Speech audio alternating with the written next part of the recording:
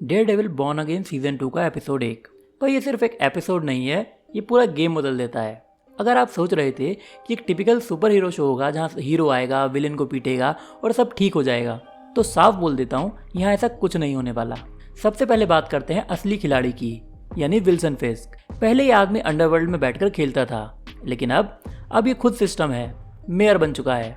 और यहीं से शो डेंजरस हो जाता है, क्योंकि यहाँ से हमें पता लगता है कि Fisk is more scary in a suit than in shadows. और सच में जब विलन के पास पावर और लॉ दोनों आ जाए तो वो अनस्टॉपेबल बन जाता है। अब आता है हमारे हीरो पर, मैट मर्डॉक। लेकिन इस बार मैट वैसा नहीं है जैसा हमने पहले देखा था। वो टूटा हुआ है और अंदर से बिखरा हुआ है। अब बात करते हैं एपिसोड के सबसे धांसू पार्ट की, नॉर्थ स्टार शिप सीक्वेंस। ये सीन लिटरली पूरे एपिसोड का हार्ट है। डेयरडेविल शिप में घुसता है और इस बार कोई मर्सी नहीं है। गार्ड्स को वो जिस तरीके से मार रहा है वो क्लासिक डेयरडेविल नहीं है, ये ज़्यादा रॉ और ज़्यादा वायलेंट है।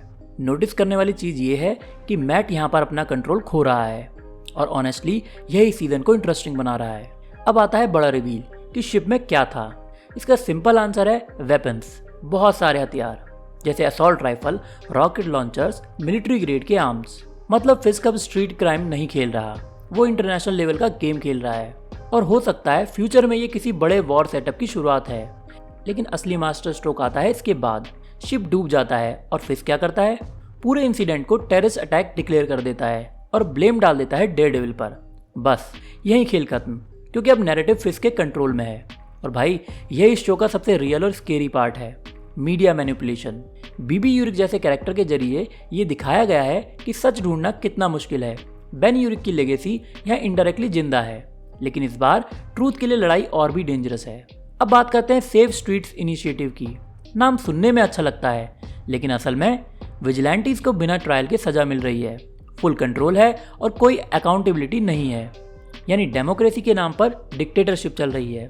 इसे मॉडर्न पॉलिटिकल कमेंट्री भी कहा जाए तो ऑनेस्टली वो गलत नहीं होगा। एपिसोड के एंड तक एक चीज क्लियर हो जाती है कि ये स्टोरी अब हीरो वर्सेस विलन नहीं रही, ये है ट्रूथ वर्सेस पावर की, मैट वर्सेस सिस्टम की। और इस बार फाइट बाहर से ज़्यादा अंदर की है। ये एपिसोड स्लो नहीं है, ये लेयर्ड है, ये लाउड नहीं है, ये डेंजरस है। अगर आप सिर्फ एक्शन ढूंढ रहे हो शायद ये आपको अलग लगे, लेकिन अगर आप स्टोरी, डेप्थ और रियलिज्म समझते हो तो ये एपिसोड एक सॉलिड शुरुआत है। और सबसे बड़ी बात, इस बार डेयरडेविल को सिर्फ क्रिमिनल से नहीं पूरे सिस्टम से लड़ना पड़ेगा।